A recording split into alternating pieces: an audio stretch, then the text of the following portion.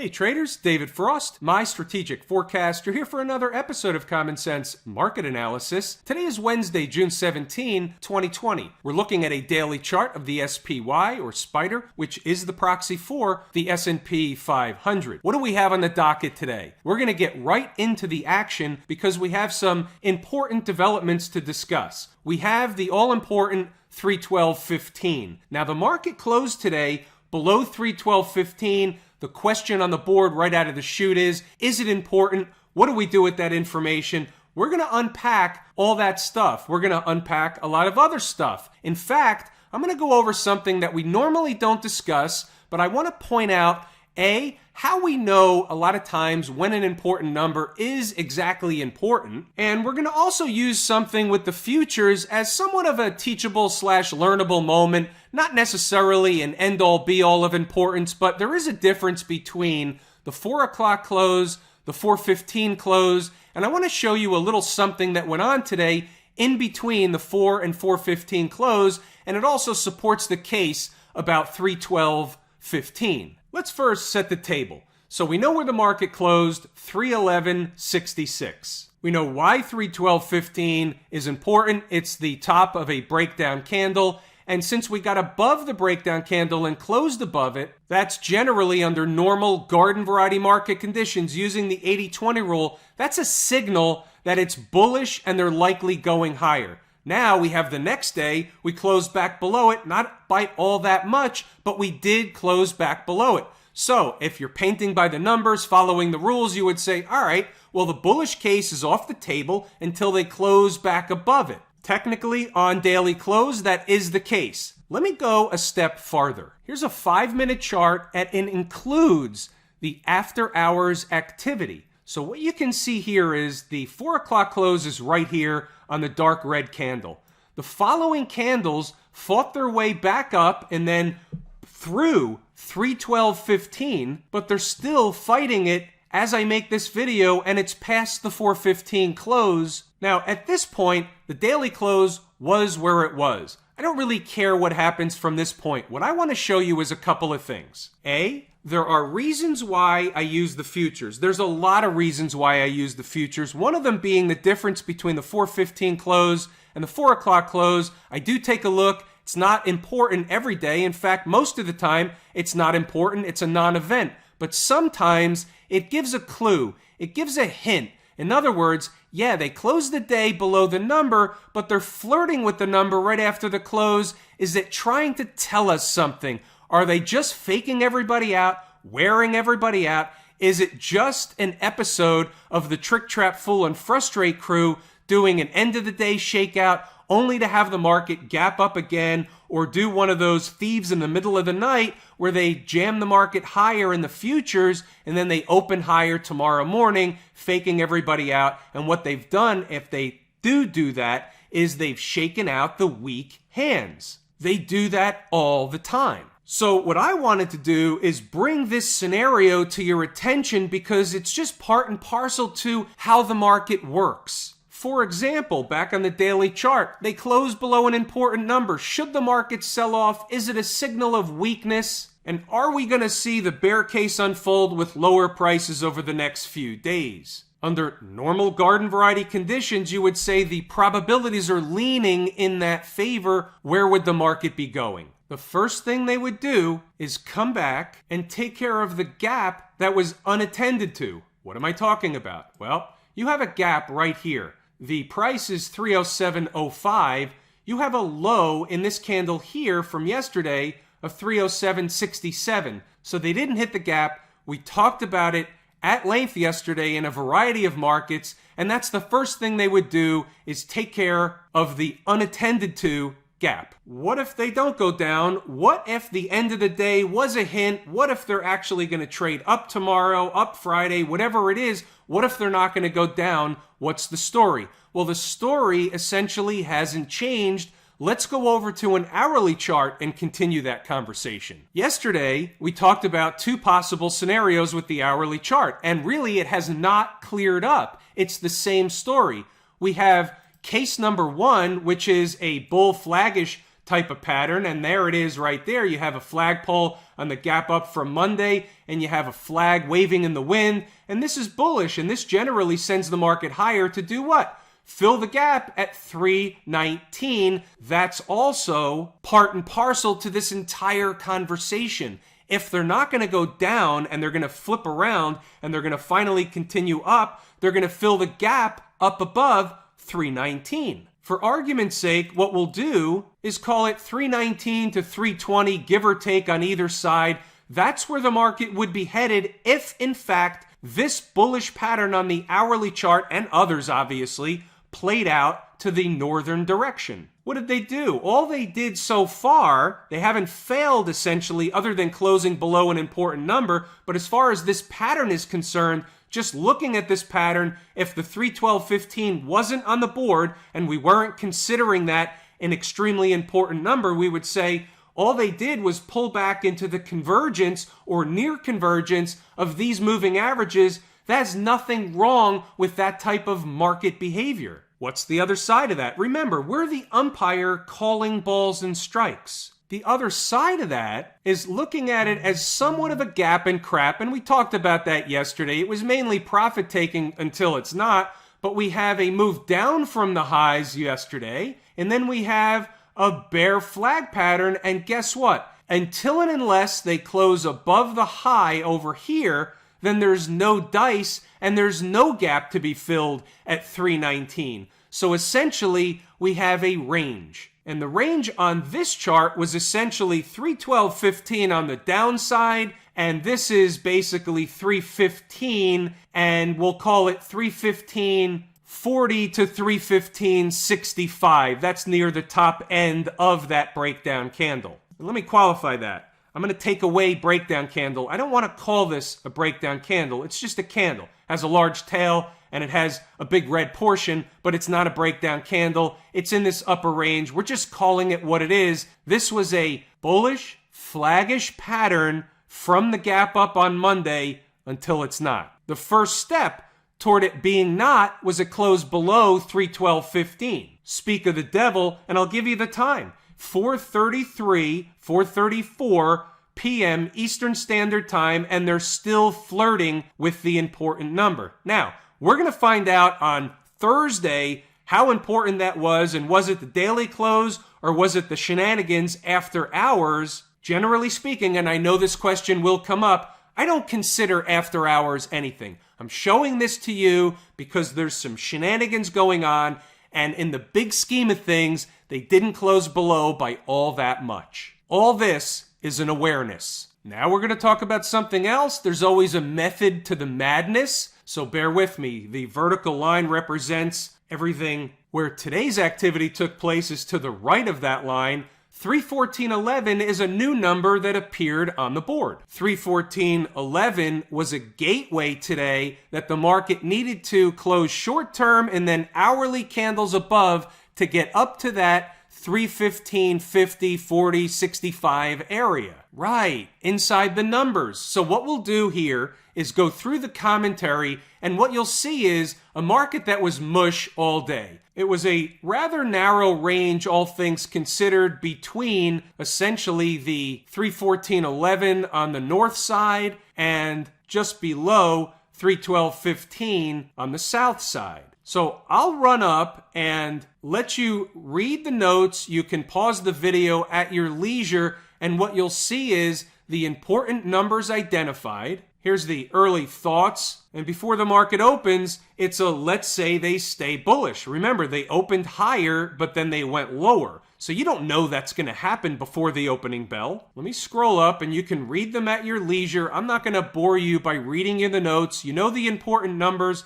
Market was in a range. You'll see what happened. I urge you to read the notes and then go back to the charts and see what happened. See if the important numbers are in fact important numbers. See if this type of information is able to be helpful to you during the trading day, if in fact you're active during the trading day. Of note, the IWM is very weak. I'm the tour guide for the market during the day. You're not always going to pick up a blockbuster trade in the SPY. There's not always a blockbuster trade on the board. Sometimes there is, sometimes there isn't. Sometimes the blockbuster trades are found on stocks on the move. Sometimes the crap trades are found in stocks on the move. We take the good, the bad, and the ugly. You never know, walking into the day, putting on your uniform, you never know exactly what you're going to get. We take what the market gives us every single day, and we come back the next day, again, in uniform, ready to play. Now, let's take a look at the stocks on the move section, and we'll take a look at RCL, Oracle, Ingersoll Rand, and Geo Group. Again, the good, the bad, and the ugly. Here's a 5-minute chart of Royal Caribbean. As you can see from yesterday's close, getting a pretty nice big buzz cut. 58.12, 57.25 were the numbers on the board bright and early. And you can see it gave the trade off of both prices, but it just didn't give the blockbuster trade. Either way, we take base hits all day long. And by the way, if you painted by the numbers and you bought half a position at 58.12 and another half at 57.25, and you exited over here around midday at the high or near the high just by chance, and this is a hypothetical, I know, but the high was 59, so any way you look at it, still a pretty decent intraday trade, no doubt about it. How about Oracle? Oracle getting its buzz cut at the open. 52.18 was a number on the board, again bright and early.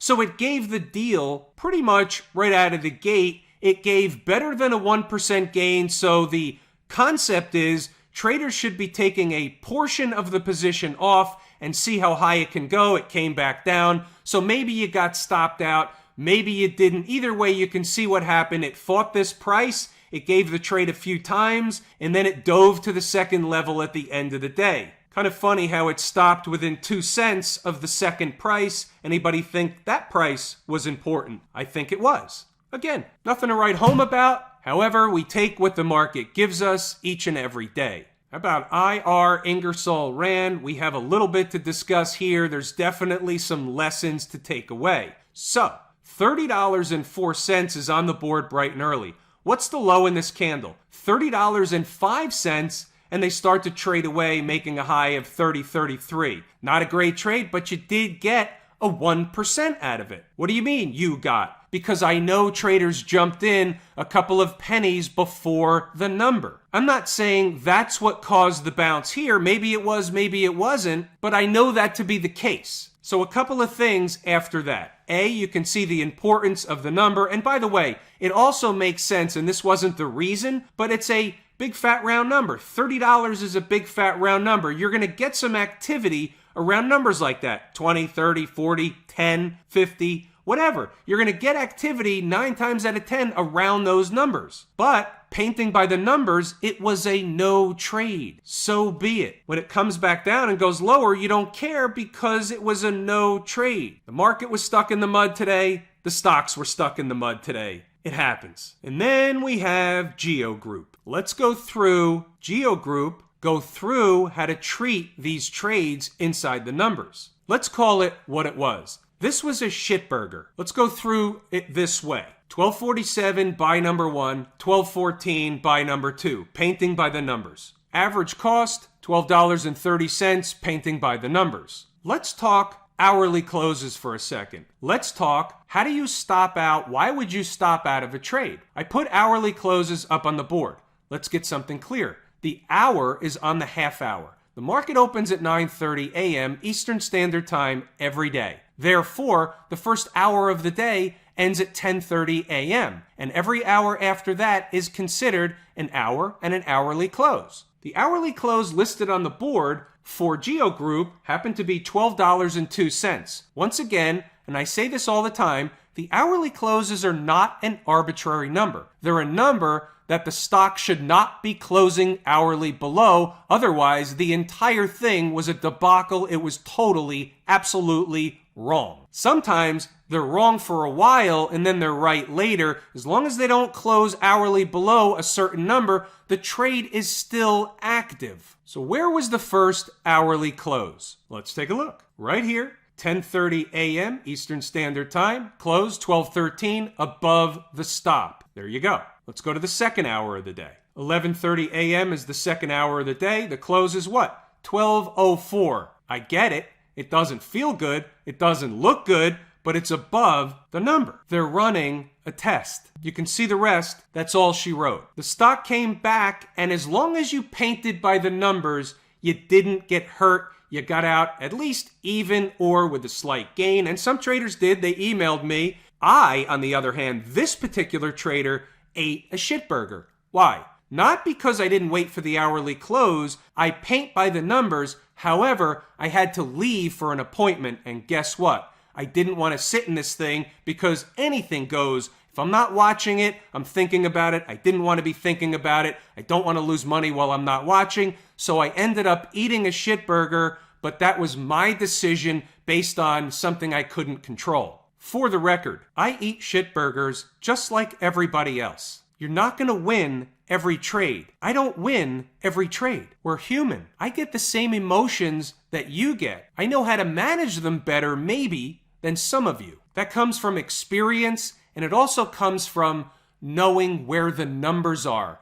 I'm less concerned, I guess you would say, because I have confidence in the numbers. I know not all the trades are going to work out, but guess what? I also know the majority of them will work out. So I just keep doing it and doing it and doing it. And you know what? It works. Let's wrap the SPY using the 120-minute chart, and we'll just reiterate a couple of things in closing, and then we'll move on to other markets. We have the same conflict. I can make a case in both directions. Bull flag pattern, bear flag pattern. They're not perfect flags either way. I'm just using the terminology. Bear pattern, bull pattern. Bear pattern plays out, they're going to come back and fill the gap. If the bullish pattern works out, they're going to go and fill the gap.